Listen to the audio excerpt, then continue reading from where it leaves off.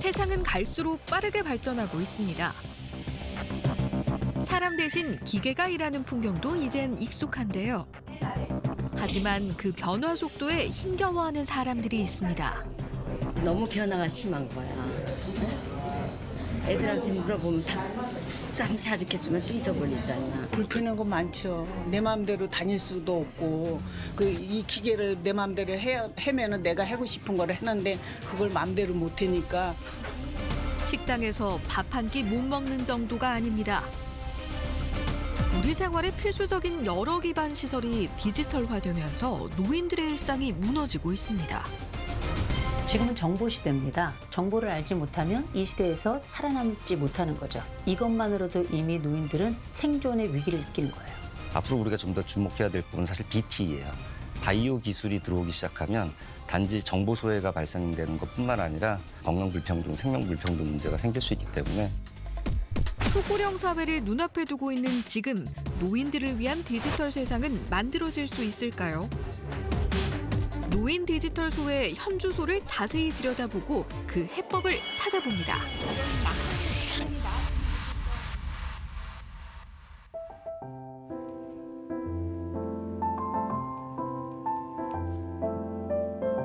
올해 82살 서임철 씨. 아침마다 집으로 배달되는 신문을 읽으며 하루를 시작합니다. 요즘은 스마트폰만 있으면 여러 언론사의 기사를 무료로 볼 수 있지만 서임철 씨에겐 다른 나라 얘긴데요.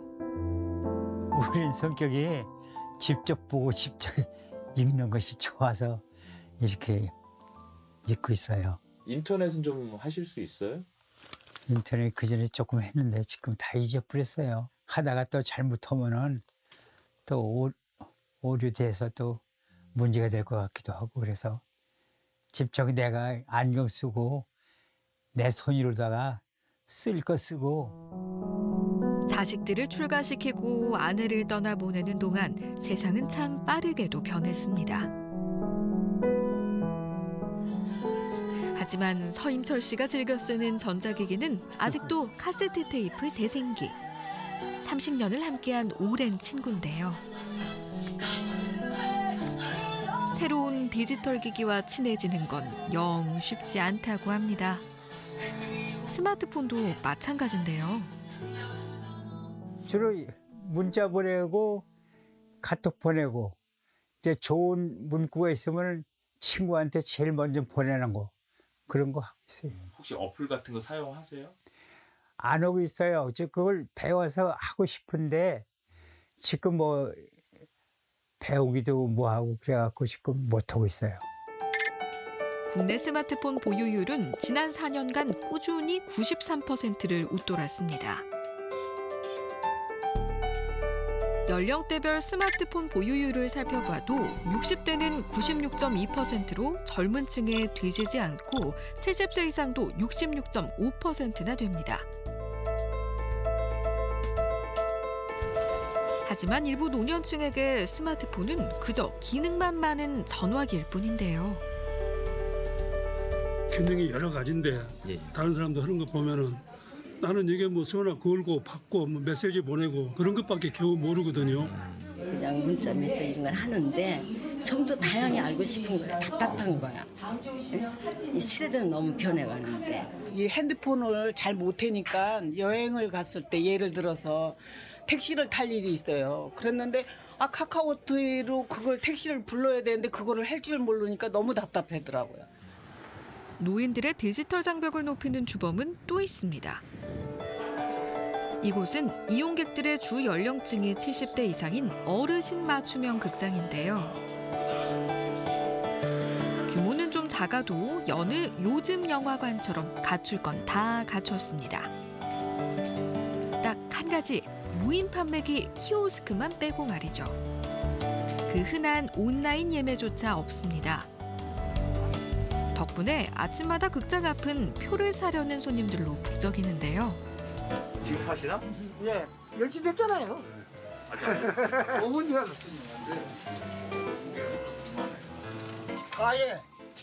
다예 74, 73. 나의 100번, 101번. 나. 네. 한파주의보가 내린 추운 날씨에도 꿋꿋하게 영화표 현장 구매에 나선 이분들. 대부분 키오스크엔 좋지 않은 기억이 있답니다. 뭐저 나이가 먹으니까 그 숫자 같은 거 잘못 누를 적이 있고 그래서 그런 게 나쁘지. 뭐 기물단지 하나 앞에 서면은 어려운 거예요. 뭐가 제일 힘드신데요, 이렇게 다루실 때? 코드 뭐 찝는 거라든지 은행 가는 것도 아침 은행 들리습니다만 그거 가도 어깨가 줄어서 그냥 사람이 움츠러들어. 국내 키오스크 이용률은 연령대와 반비례합니다. 55세 미만 이용률은 94%를 넘지만 65세부터 74세 이하는 약 29%, 75세 이상은 약 14%에 불과한데요. 키오스크를 이용하지 않는 이유도 연령별로 차이가 있습니다. 55세 미만은 절반 이상이 필요가 없어서라고 응답했지만 55세 이상은 뒷사람 눈치가 보여서 사용법이 어려워서가 60%를 넘었습니다. 그렇다면 고령층이 유독 키오스크 이용을 어려워하는 이유는 뭘까요? 70대 후반의 두 어르신을 만나 직접 확인해 보기로 했습니다.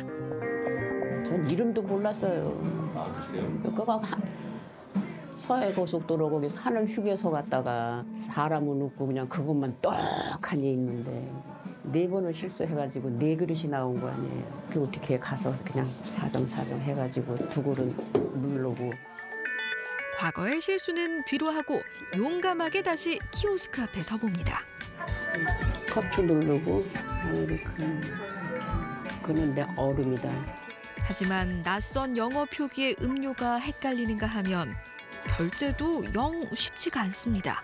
카드 맞아? 들어가는 게? 카드가 왜 안 되지? 카드 글이 들어가는 게 맞는 거야? 카드 결제해 주세요. 그죠? 다시 해봐. 결제가 안 됐잖아. 카드 결제가. 따뜻한 거. 결국 처음부터 다시 도전해 보는데요. 과연 이번엔 성공할 수 있을까요? 핸드폰 번호 누르는 거. 아, 된 거야? 왜 빼? 그럼. 얘라고 해? 그럼. 아무래도 너무 마음이 급했나 봅니다. 그래도 뭐든 3-4번이 기본인 법. 침착하게 3번째 시도를 해보는데요. 카드를 이제 삽입해달라고. 이제 끼우는 건데 아까 미리 끼워서 그런 거야. 아. 됐다. 빼. 우여곡절 끝에 주문 성공. 커피 한 잔 마시는 게 참 쉽지 않습니다. 손으로 눌렀을 때 한 번에 안 누르고 살짝 누르면은 2개가 나오는 거. 그게 조금 약간. 처음에는 음성 나오는 것도 당황해가지고 당황하면 아무것도 안 들려. 사람이 뒤에서 기다리기라도 하면 더 진땀이 난다고 하는데요. 당황하죠. 그러면 일단 자리 비켜줘야지. 먼저 하세요 하고. 그럼 너무 오랫동안 기다리면 어떡해? 사람들이 많아. 그럼 어떻게 할 수 없는 거지. 내가 못해서 하는 거니까. 못 먹는 거지. 드신다고요? 기다리다 지도사야. 배고픈데 안 먹고 말자. 그러지. 아, 그냥 그렇게 포기하실 때도 많아요? 그렇죠. 아니 불편해서 못하면 그냥 말을 그냥 가야지 뭐 어떻게. 그렇죠. 카페라떼. 전문가들은 무엇보다 키오스크의 표준화가 필요하다고 말합니다. 빼기 한 번만 해주세요. 빼기. 키오스크 개발자에 의해서 전부 다 키오스크가 버전이 다 다르잖아요. 어르신들한테 부족한 건 응용력이거든요. 그래서 응용력이 부족한데 누를 때마다 다르니까 다른 데 가면 또 새로운 건 줄 아시는 거예요. 그래서 그런 것들은 좀 더 개발하는 사람들이 좀 생각을 하든지 아니면은 어떤 규정이 있다면 굉장히 좋을 것 같아요. 디지털 접근성을 수월하게 할 만한 표준을 좀 만들어야 된다고 생각해요. 나이 든 사람이나 젊은 사람이나 누구나 쓸 수 있도록 단순화하고 그다음에 언어 순화해야 되겠죠. 언어 순화라고 하는 건 너무 응축하지 말고 또 영어 많이 쓰지 말고 한국 사람이라면 나이가 적으나 상관없이 누구나 쓸 수 있도록. 이런 목소리에 힘입어 재작년 키오스크 KS 표준인 무인정보 단말기 접근성 지침이 마련됐습니다. 하지만 강제성도 없고 키오스크 설치 및 조작에 관한 내용이 대부분인 상황. 여전히 키오스크는 업종이나 브랜드에 따라 다르게 만들어지고 있습니다. 이런 상황에도 국내 키오스크 시장은 꾸준히 성장 중인데요. 국내 키오스크 운영 대수는 2019년 약 19만 대에서 2022년 약 45만 대로 늘었습니다. 3년 만에 2배 이상 급증한 건데요. 비단 키오스크뿐만이 아닙니다. 쉬지 않고 기술 개발이 이어지는 4차 산업혁명 시대. 코로나 팬데믹까지 겹치면서 우리나라는 급격한 디지털 대전환을 맞이했습니다. 그만큼 삶의 편의성도 높아졌는데요. 하지만 그 이면에는 소외된 노년층의 깊은 한숨이 숨어 있습니다. 편하자고 만든 기술인데 왜 누군가에겐 장벽이 되는 걸까요? 사회가 변화해 갖고 있고 AI라든가 뭐 생성형 AI 같은 것들이 이제 나오게 되는데 노인들은 이제 그런 부분들에 대한 교육을 받은 경험이 없고 또 새로 교육을 받으려고 해도 젊은이들에 비해서는 속도가 늦잖아요. 그렇다 보니까 이제 이런 부분들에 대해서 잘 모르다 보니까 이제 실제로 생활에서 여러 가지 어려움이 발생하게 되는 거죠. 새로운 기술이 들어오면 문화가 바뀌거든요.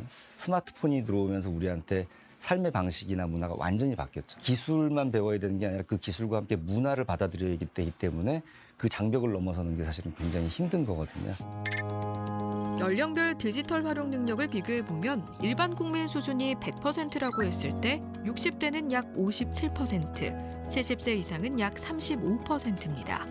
30대 이하 젊은 층의 약 3분의 1, 4분의 1 수준인 겁니다. 문제는 이런 디지털 격차가 고령층의 일상마저 무너뜨리고 있다는 겁니다. 언제부턴가 디지털 소외를 대표하는 장소가 된 기차역. 현장에서 표를 구매하는 사람들은 대부분 나이 지긋한 어르신들인데요. 젊은이들이 온라인으로 발빠르게 예매하는 경우가 많아서 명절이나 주말 같은 때 앉아서 가기란 하늘의 별 따기나 마찬가지입니다. 은행도 사정은 크게 다르지 않습니다. 은행들이 영업점에 이어 현금 자동 입출 금기, ATM까지 없애는 추세입니다. 은행권은 시대의 흐름에 따라 점포 정리가 불가피하다는 입장인데요. 디지털 금융 서비스 이용이 익숙하지 않은 고령층은 보다 먼 거리에 있는 점포로 발길을 돌리는 수밖에 없습니다. 심지어 디지털 장벽의 확대로 노인들의 건강권마저 위협받고 있는데요. 스마트폰 앱으로 예약받는 병원이 늘면서 아침 일찍 와도 순번이 밀리는 건 기본, 아예 진료를 받지 못하는 상황도 생깁니다.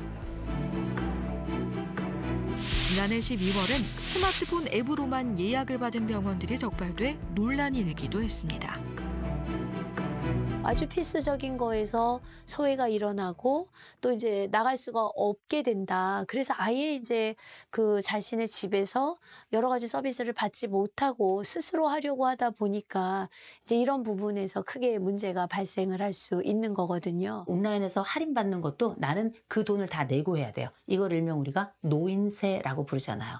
세금이 아닌데도 우리가 디지털을 활용하지 못해서 내가 불가피하게 이런저런 비용을 더 지불해야 될 때 이건 인권 침해입니다. 엄밀히 말하면 이들에게 기회가 주어져야 되는데 기회가 가지 못하는 거거든요. 코로나 팬데믹 당시 마스크 수급이 어려워지면서 발생한 마스크 구매 대란. 특히 온라인 구매가 서툴렀던 노년층은 마스크 확보에 큰 어려움을 겪었는데요. 일부 전문가들은 이런 상황이 언제든 재발할 수 있다고 경고합니다. 디지털 소외에 관련돼서 얘기할 때 IT, 정보통신 분야에 대한 문제를 고려하거든요. 앞으로 우리가 좀 더 주목해야 될 부분은 사실 BT예요.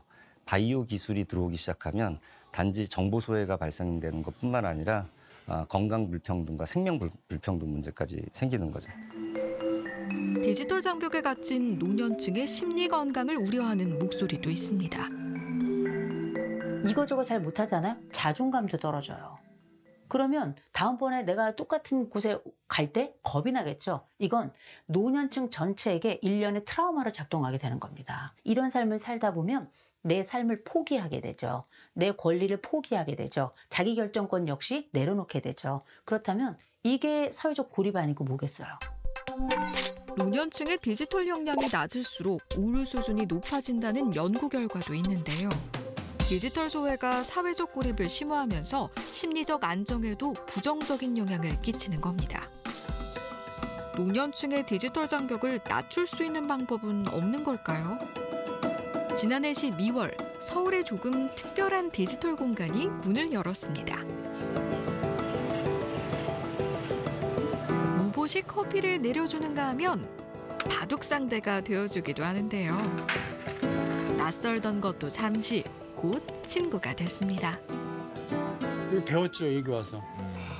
이제 선생님이 가르쳐 주셔가지고 네, 한두 번 하니까 저 혼자서도 그러니까 이런 점들이 너무 내가 멈춰 있다가 이제는 좀 깨어나는 듯한 그런 기분도 들고 내가 또 혼자 할 수 있다는 그런 또 자부심도 들고 너무 좋은 거예요. 그래서 오게 되네요. 고령층의 기피 대상인 키오스크도 몇 번이나 연습해 볼 수 있고 디지털과 놀면서 친해질 수 있도록 다양한 즐길거리도 마련돼 있습니다. 누가 이겼어? 누가 이겼어요? 예? 글쎄요. 안 나왔어. 벌레 잡기 한번 해볼까요? 아니 뭐길래 이렇게 열심히 하세요? 우리 개구리 잡기요. 자식들에게 게임하지 말라고 잔소리만 해봤지 스스로 푹 빠지기는 처음입니다. 해보니까 어떠세요? 재밌어요. 운동되고 재밌어요. 오늘 여기 어떻게 오셨어요? 다양한 프로그램도 있고 교육도 받고 이런 게임도 할 수 있고 시간 때우기도 좋고요. 한편에선 노인들을 위한 스마트폰 강의가 한창인데요. 천리길도 한 걸음부터란 말이 있죠. 인터넷 와이파이 연결부터 차근차근 배워봅니다. 근데 여기 장소의 비밀번호는 내가 몰라. 그럼 이거를 터치를 하세요. 그리고 얘를 한번 터치.